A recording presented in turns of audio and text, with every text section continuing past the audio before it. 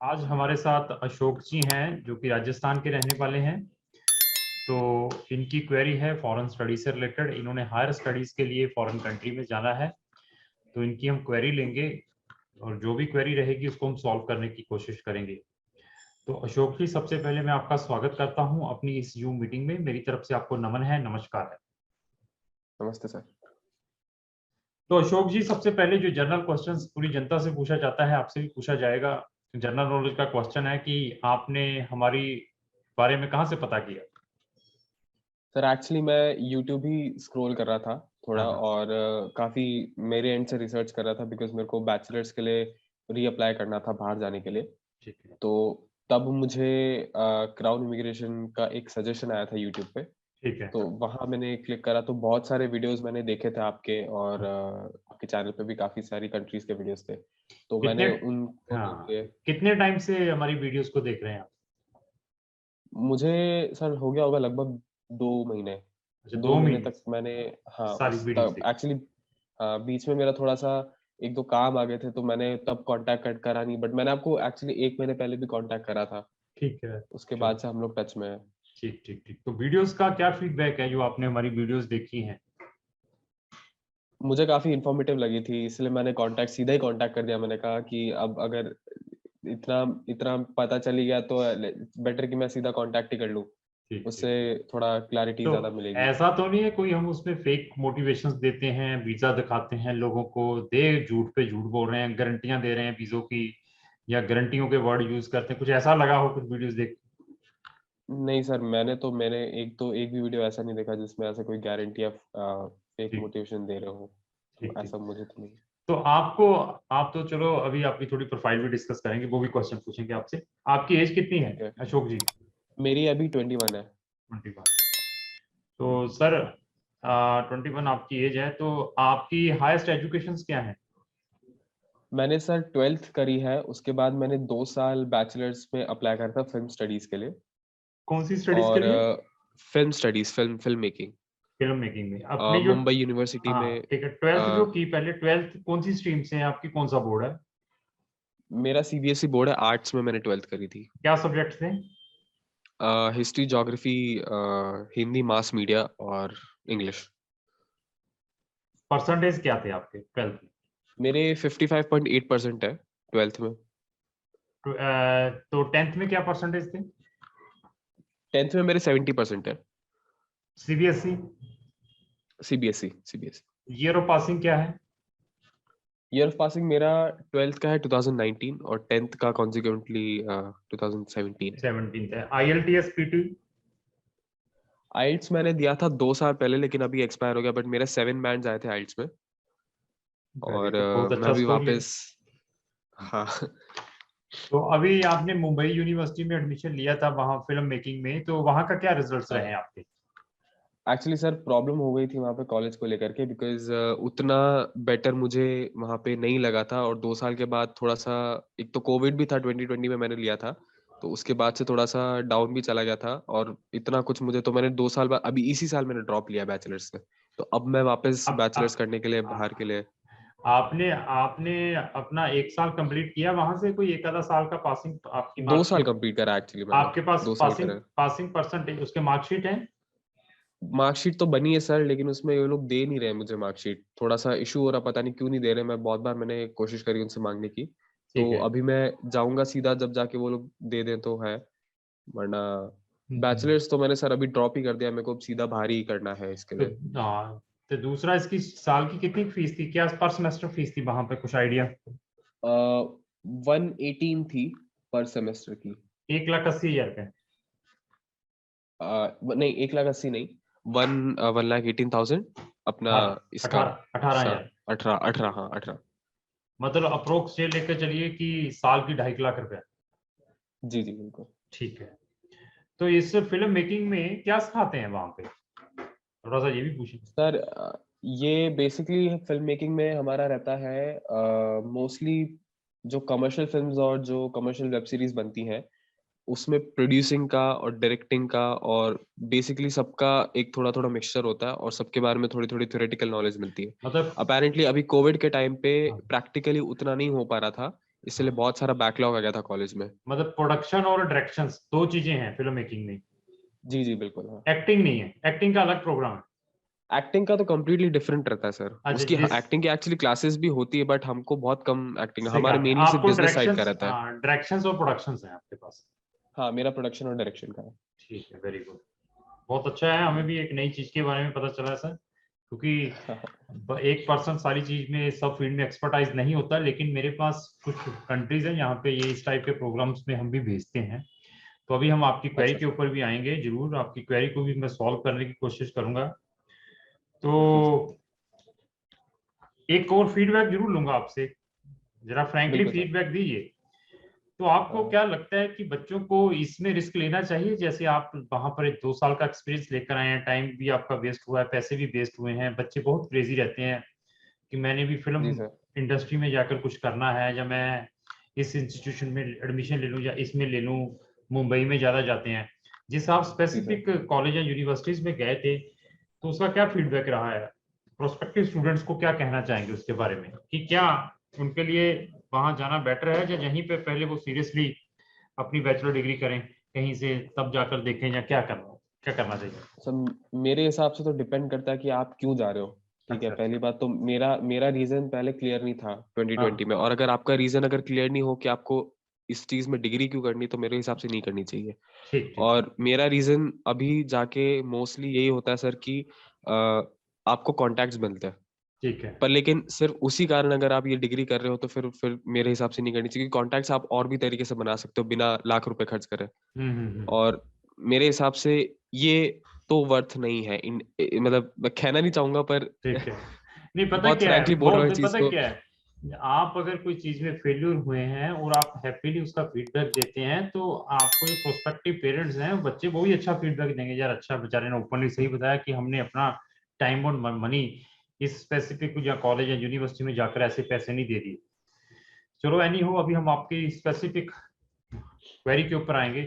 तो सबसे पहले जी अशोक सर। जी मैं प्रेज करूंगा आपका कि अभी फॉरेन जाने से पहले आपने अपनी जो रिसर्च स्टार्ट कर दी है गूगल के ऊपर बैठ के या यूट्यूब चैनलों के ऊपर बैठ के, अगर आपने यही रिसर्च मुंबई में जाने से पहले भी की होती तो मे भी सर सच आप। बताऊं, हाँ सच बताऊं तो मैंने करी थी। सच बताऊं अच्छा। मैंने करी थी 2020 में। मैंने अप्लाई करा था न्यूजीलैंड के लिए, ठीक है। और वहां पे मैं बैचलर्स प्रोग्राम करने के लिए जाया था, लेकिन मेरे को due to some funds, genuine funds के इशू हुए थे, तो उन्होंने मेरा स्टडी वीजा रिजेक्ट कर दिया था।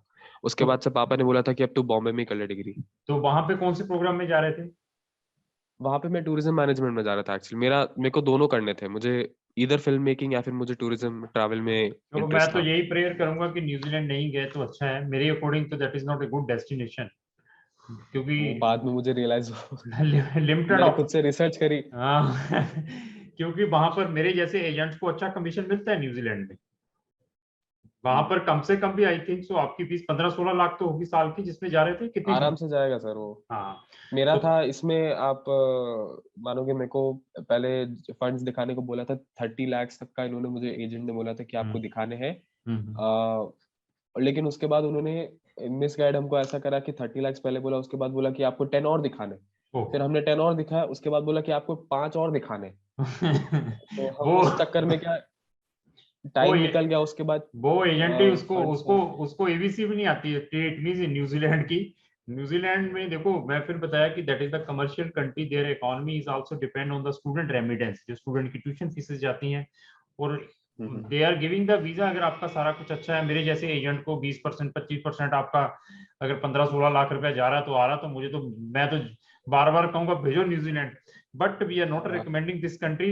उस एजेंट को एबीसी नहीं मालूम है उस कंट्री की कि फंड्स कितने दिखाने हैं, तो वो गधा एजेंट है, और इतनी बड़ी कंट्री रिप्रेजेंट कर रहा है, और बच्चों के लाखों रुपए लग रहे हैं उसके अंदर, और बच्चों का इंपॉर्टेंट टाइम वेस्ट हो रहा है।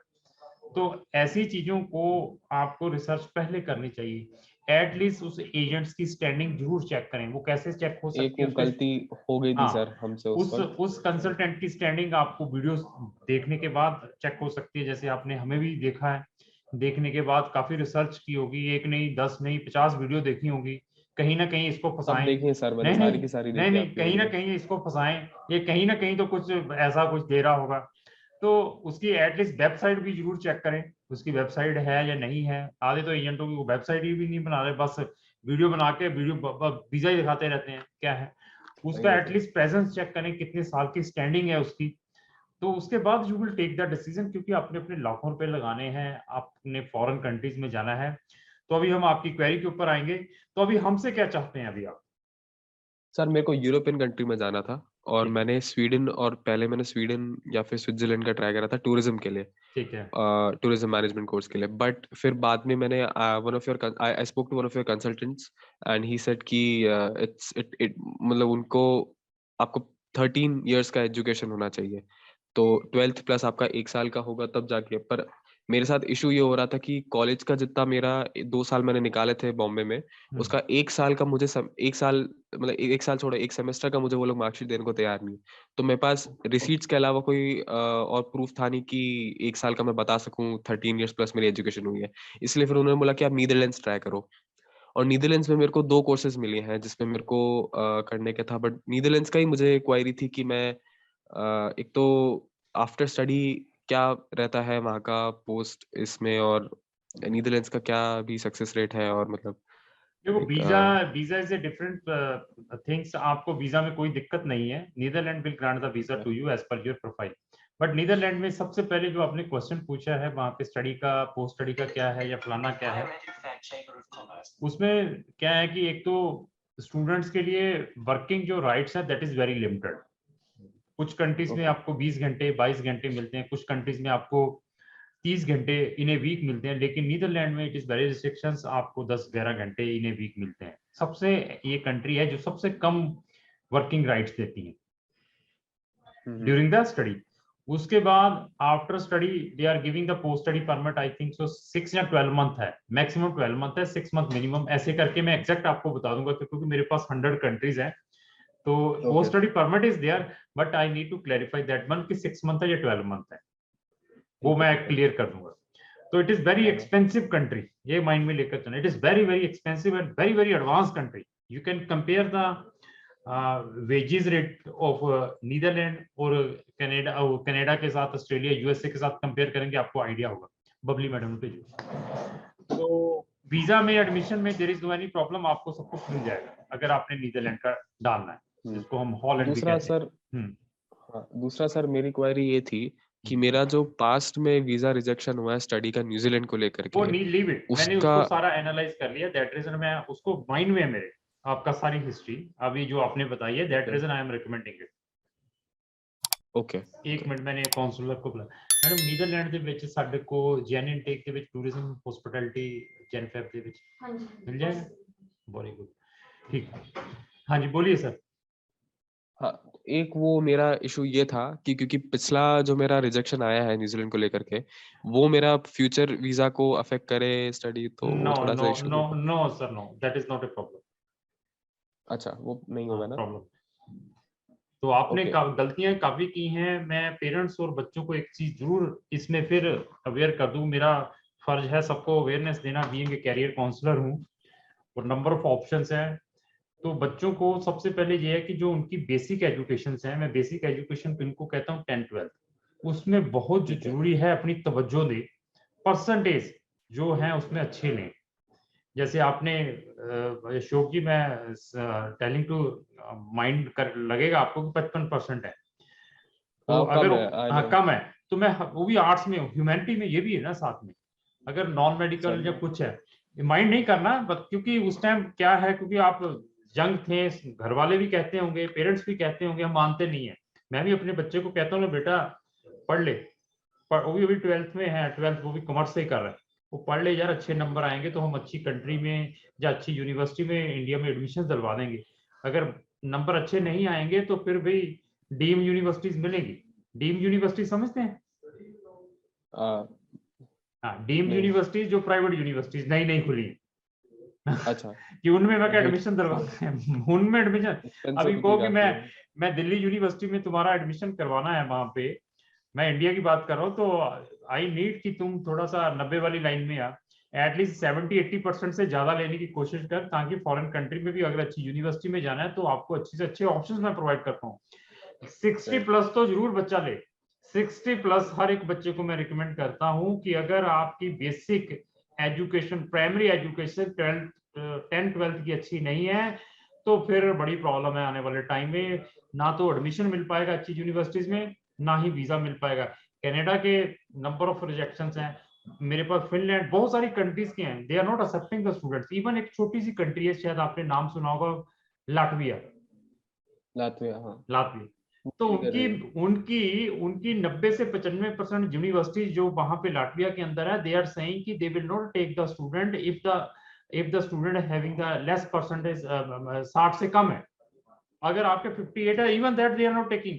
और बड़ी छोटी सी कंट्री है, उसका स्टैंडर्ड नीदरलैंड के सामने 0 है, but they have fix the parameters right. कि ये चीजें होनी चाहिए तभी हम लेंगे। छोटी सी कंट्री है। तो फिर मैं यही कोशिश करता हूँ बच्चों को कि भैया प्राइमरी एजुकेशन जो है आपके अच्छे परसेंटेज लें। अभी आपके और टॉपिक के ऊपर आएंगे। नीदरलैंड में आपका हो जाएगा, घबराने की जरूरत नहीं है। ठीक है सर। ठीक है, और भी ऑप्शन चाहिए नीदरलैंड के अलावा तो मैं और भी ऑप्शंस आपको प्रोवाइड कर देता हूँ। कर दीजिए सर, ताकि हाँ, एक बार अभी खुला रहेगा हाँ खुला रास्ता। रहेगा। नहीं जाएंगे आप मेरे साथ जुड़े हैं तो ड्रीम जरूर फुलफिल होंगे, लेकिन उसके अंदर एक इंटेरोगेशन है। इंटेरोगेशन ये है, पेशेंस वर्ड में यूज करता हूँ, दैट इज वेरी इंपॉर्टेंट। और दूसरा, जिसके अकॉर्डिंग हम आपको सजेस्ट करते रहेंगे, आपने उसके अकॉर्डिंग अप्लाई करते रहना है। ये नहीं है कि ठीक है सर सर। मैंने तो अभी इसी यूनिवर्सिटी में ही जाना है, इसी लोकेशन पे जाना है, फिर कुछ नहीं हो पाएगा। मार्क्स तो नहीं है तो मैं वो कुछ बोल भी नहीं सकता, नहीं, तो मैं कहता हूँ जिसके मार्क्स भी हैं, सुन लीजिए, ये जिसके मार्क्स भी हो, अगर वो भी रिजल्ट रहेगा ना तो उसको कुछ नहीं मिल पाएगा, वो फिर फंसा रहेगा। हाँ, मैं ठीक उसकी है। मान सकता हूँ जिसका 80 से प्लस वाला, 80 से प्लस वाली लाइन में है ना, वो अपनी स्पेसिफिक रिक्वायरमेंट बताए कि मैंने जाना, मैं कहा ठीक है आपको वहीं भेजिए। 80 से प्लस वाले का मैं सुनता हूँ। जो 80 से कम वाले हैं उनको तो मैं हाथ जोड़ता हूँ, भाई मेरी सुन लो, मुझे तो 14 साल इस चेयर पे बैठे हो गए, आप तो फर्स्ट टाइम मुझसे चेयर पे, आपको तो कुछ नहीं मालूम इधर क्या हुआ है। सर, तो मैं, आप तो न्यूजीलैंड का मैंने ऊपर नहीं बताया क्या करने जाना था, बहुत अच्छा हुआ पैसे बच गए। ठीक है, चलो। हाँ, एनीहो, और कंट्रीज है मेरे पास, फिनलैंड, सुना नाम? फिनलैंड हाँ फिनलैंड है। बिल्कुल सुना है, लेकिन स्कैंडिनेवियन कंट्री है तो। फिनलैंड में आपको एंट्रेंस एग्जाम क्लियर करना पड़ेगा। अच्छा। वो that is very simple exam है, उसके मैं टिप्स दूंगा, उसको कैसे ब्रेक करना है, जो आप 100% ब्रेक भी कर सकते हैं, उसके मैं टिप्स ऐसे दूंगा आपको, ठीक है सर। लेकिन ब्रेक आपने करना है। तो फिनलैंड है, नीदरलैंड है, डेनमार्क है, इन कंट्रीज में we can proceed your application. ये तीनों मेरे को जमती है सर, हाँ कोई जमती है। प्रॉब्लम नहीं है। दूसरा, स्वीडन का पोर्टल ओपन हो चुका है, स्वीडन कंट्री है, ओके। उसका पोर्टल ओपन हो चुका है। आपने सीबीएसई से 12th की है तो आई विल सी कि मैं आपके लिए क्या कर पाऊंगा। मैं ये नहीं है कि स्वीडन में ना? हाँ स्वीडन में एडमिशन आ जाएगा तो then there is no any problem. फिर वो वीजा अच्छा, आपको, ठीक जितनी है। भी ये कंट्रीज बताई है जहां से एडमिशन आ गया तो visa there is no any problem, तो 95% वीजा मिल जाता है। ठीक है। ठीक है। ठीक है, लेकिन और आपकी ओर से मुझे आपके आईएलटीएस चाहिए, वो द्वारा ये दिस इज एक्सपायर्ड। वो तो हाँ, जनवरी में ही दे पाऊंगा अब मैं वापस, क्योंकि डेट ही पहले तब की है इसमें। है, पहले जैन क्यों की नहीं? डेट ही है आइल्स की। पहले नहीं है पहले की तो दिसंबर की, तो सर मैं कोशिश कर रहा हूँ, वो दिसंबर की मिल नहीं रही है, तो तो यू एक बार विल, चेक कर लेता हूँ नहीं वापस। You will change that location. हाँ, लोकेशन, मैं एक्चुअली अभी उदयपुर में हूँ, हाँ तो तो यहाँ पे नहीं मिलती तो मैं जयपुर ट्राई करूंगा, नहीं तो दिल्ली हाँ ट्राई करूंगा। हाँ, मतलब you will change the location कि जो आपको एज अर्ली एज पॉसिबल मिलती है तो then we will proceed your application. क्योंकि अभी पोर्टल ओपन है, स्वीडन के पोर्टल ऑलरेडी ओपन हो चुके हैं। अच्छा। ठीक है, ठीक है और सर। फिनलैंड के फर्स्ट वीक ऑफ जैन में ओपन होंगे। ठीक है। तो ठीक है सर। नीदरलैंड की अभी भी फेब इनटेक पड़ा हुआ है हमारे पास, मैंने मैडम को स्पेशली बुलाया था। सर सितंबर इनटेक भी था, मैंने सुना, मेरे को सितंबर के लिए ज्यादा ठीक ये रहेगा। सितंबर इनटेक के ही बता रहा हूं मैं आपको सर। अच्छा, ओके। जिन बच्चों ने सितंबर में जाना है तो उनके हम्म। अप्लाई करने के लिए पोर्टल ओपन हो चुके हैं। Okay okay okay. हाँ, ये अभी जो पोर्टल स्वीडन का है वो सितंबर इनटेक के बच्चों के लिए ऑलरेडी ओपन हो चुका है। ठीक है, ठीक है। और दूसरा, जिन्होंने फिनलैंड जाना है उनका जनवरी के फर्स्ट वीक में ओपन होगा। ठीक है। और डेनमार्क का ठीक है। फेब मई में, सॉरी फेब और मार्च में ओपन होता है सितंबर वालों का। तो लास्टली मेरे पास नीदरलैंड है, नीदरलैंड का भी सितंबर इनटेक ओपन होगा फेब में। तो अगर फेब में ओपन होगा सितंबर, अगर फेब में जाना है तो फेब के इनटेक के लिए नीदरलैंड स्टिल ओपन है। सितंबर के लिए थोड़ा मेरे को ठीक है ठीक फिर, रहेगा, तो मैं रहेगा। तब तक आइल्स भी दे दूंगा सब नहीं कुछ, आप अगर नहीं, कुछ और भी। आयल्स आपको जल्दी देना है हमें, जनवरी के फर्स्ट वीक में पहले हमें ठीक है प्रोवाइड सर। करना है अपने। अभी आप जितनी जल्दी मैं प्रोवाइड, क्योंकि I want to put your application in Sweden also, क्योंकि उनके पोर्टल ओपन हो चुके हैं, वो बंद हो जाएंगे, फिर मैं बिल्कुल, अप्लाई हाँ कर दूंगा सही उसको। है, तो सही है, मैं सही तो है। देखो एक एप्लीकेशन फीस के ऊपर इतने ऑप्शंस दे दिए। ठीक है, ठीक है सर। हाँ ठीक है, और पूछिए कुछ पूछना है। दूसरा दूसरा ये जो 2 साल का मेरा बैचलर्स रहा है, हम्म। अभी अगर मेरे को लेट्स से इसका, अब हम लोग नहीं कंसिडर करते हैं कि 2 साल है, तो उसका गैप ईयर हम लोग कैसे जस्टिफाई करें gap, sir? They are not bother about the gap sir, ये कंट्रीज ना एडमिशन आ जाता है तो कोई प्रॉब्लम नहीं अच्छा। है।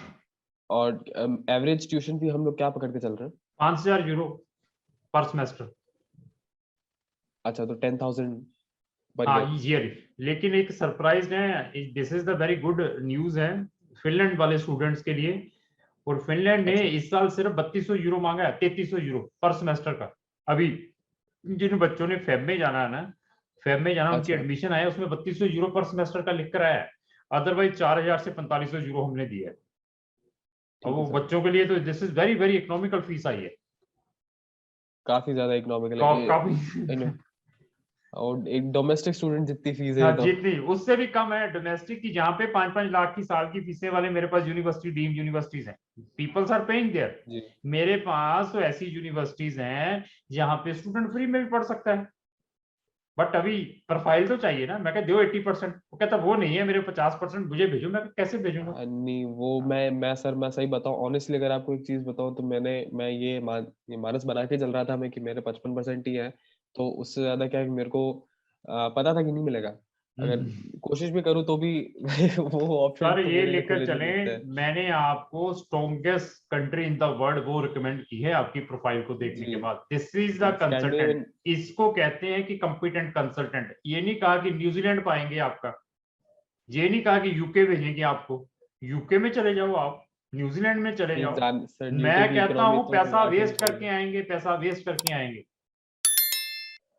सही है। तो आपको, आप यू कंट्रीज जो मैंने ओपनली बोली है, तो आप इसकी रिसर्च गूगल में डालें, देखें वहां की यूनिवर्सिटीज की नहीं रैंकिंग सर, चेक करें। करिए, इन हाँ तीनों तीनों कंट्रीज की हाँ। रिसर्च मैंने करी है, और तो काफी स्ट्रॉन्ग कंट्रीज है, स्ट्रॉन्ग पर्सनली मैं एस, फिर मैंने कहूँ, मैं न्यूजीलैंड नहीं कह दिया, यूके नहीं कह दिया, वहां पे बुरा हाल है यूके के अंदर। आप जैसे कोई लोग मोस्ट वेलकम है। आपको मैं भेजूंगा, 14 लाख की फीस लगेगी वहां पे साल की, और मुझे भी 1-1.5-2 लाख रुपए वहां आएगा। ठीक है, सर, तो सही बात है। और पूछिए। दूसरा, एक एक दो सवाल मेरे और थे। हम्म तो हम लोग जैसे नीदरलैंड्स का अगर मैं बात करूं, या इवन फिनलैंड, डेनमार्क की बात करूं, तो जैसे बैचलर्स अगर मैं करने जाता हूं अभी, हम्म। तो बैचलर्स के बाद work plus post study work permit plus bachelors के जितनी भी इयर्स काउंट कंट्रीज होके हैं, फिर पीआर आता है। इनमें सब में 1-1 साल का पोस्ट स्टडी परमिट है, 6 से लेकर 1 ईयर का। फिनलैंड में ओके। 2 साल का है। फिनलैंड एक ऐसी कंट्री है, और सबसे यहाँ पे इजीएस्ट है परमानेंट रेजिडेंसी देना। फिनलैंड। फिनलैंड सब कंट्री से कंपेयर करते हैं। ठीक है, तो सर कितना मान के चलूं, कितने साल मान के चलूं पीआर तक क्या, में? बहुत फ्रैंक पूछ रहा हूं मैं। क्या पीआर चीज? की जर्नी। पीआर पीआर तक तक की की, जर्नी। पीआर तक की जर्नी। फिनलैंड के ऊपर रिसर्च करना, उन्होंने आपका जो स्टडी पीरियड भी है ना, स्टडी पीरियड के अंदर जो आप जॉब करते हैं, that is also they are counting in the PR period. ये अच्छा। ओके। नई पॉलिसी इंट्रोड्यूस की है फिनलैंड ने, इसके ऊपर रिसर्च करिए। तो ये है कि आपको, अगर आप वहां पे जाते हैं, तो मेरे अकॉर्डिंग 5 या 6 साल में इंक्लूडिंग स्टडी डाल के आपको ये वहां की पीआर, मतलब पीआर मिल जाएगी वहां पे। ठीक है सर। हाँ, फाइव ठीक है, टू तो सिक्स हाँ। आइल्स की प्रिपरेशन फिर मैं लोग करना स्टार्ट कर ही देता हूँ, हाँ और आयल्स करिए। तो आप जितनी जल्दी आयल्स का अभी आजकल के अंदर बुक करिए इसको, एग्जाम जाओ कोई भी लोकेशन, दिल्ली मुंबई कहीं पे भी मिलता है। Do the IELTS there after send us, तो हम उसको भी प्रोसेस करें आपके केस को। ठीक है सर। दूसरा, एक एक चीज और थी कि ये जो प्रोफाइल अगर आप अभी जो देखी आपने, इसके हिसाब से यू थिंक कि ये 3 कंट्रीज सर मेरे को मैंने फिर प्रेफरेबली, मेरे लिए बताया तो सही सर, है, मेरी मेरे बात को तो सही सुनिए, चीज देखिए लगती है। मैं ड्रीम आपके जरूर फुलफिल करूंगा, 2 ही वर्ड मैंने बोले हैं आपको, पेशेंस अगर है। दूसरा, पेशेंस, और अगर अकॉर्डिंग टू हमारी डायरेक्शन के अकॉर्डिंग कहते हैं कि यार ये भी काम कर लो छोटा सा, आप कहें मुझसे तो होगा नहीं, फिर मैं क्या करूंगा? मैं तो इधर बैठा हूं ना। सही है। 2 चीजें करनी है, वो इजी बता दी आपको, पेशेंस और डायरेक्शन जो हम आपको बताएंगे कि इसको इस तरीके से करेंगे। ठीक है सर। फिर आपकी हर एक ड्रीम जो फॉरेन जाने वाला, वो ड्रीम मैं जरूर फुलफिल कर दूं। वहां जाके सेटल कैसे होना वो आपने खुद करना है। ठीक है सर। हाँ, अच्छी कोर्सेज हम लोग टूरिज्म में ही देख हाँ, रहे मैं हैं। टूरिज्म में देखूंगा, जो भी हमारे पास बेस्ट से बेस्ट सारे आपको सजेस्ट करूंगा मैं। और आपने हमारे जो स्टाफ के साथ रजिस्टर्ड हुए उनके साथ कोऑर्डिनेशन करनी है जब इमीडिएटली IELTS आता है, उसी टाइम। ठीक है सर। और रजिस्ट्रेशन एक्चुअली मैंने अभी कंसल्टेंसी की फी दी है, तो मतलब हाँ, कोई बात नहीं, वो रजिस्ट्रेशन वाला। बाकी जो रजिस्ट्रेशन चार्जेस है ना, 15 से 20 हजार रुपये लेते हैं हम। कुछ यूनिवर्सिटीज में आफ्टर एडमिशन भी हमारे 10-15 हजार के चार्जेस, बाकी वीजा के बाद में हम व्हाट्सएवर चार्जेस है। अच्छा।